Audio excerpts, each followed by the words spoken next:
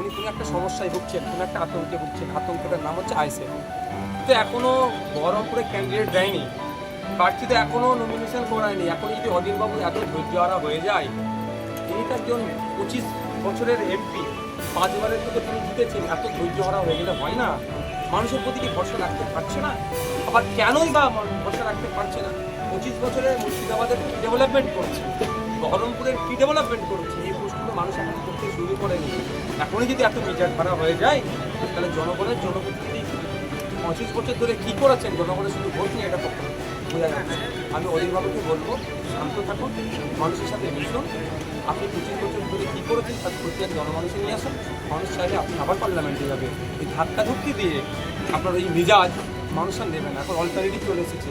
একটা সময় তো শুধুমাত্র আপনারা বিজেপির ভয় দেখিয়ে বিজেপি চলে আসবে বলে বহরমপুরের একটা হেভি অংশের ভোটকে পকেটে তুলে রেখেছেন। এখন আইএসএফ প্রস্তুত আছে, বিজেপি যদি কোনোভাবে আটকাতে হয় সেটা আইএসএফ বুঝিয়ে দেবে। তারপরেও বলবো, সিনিয়র লিডারের কাছে এই ধরনের আচরণ কোনোভাবেই কাম্য নয়।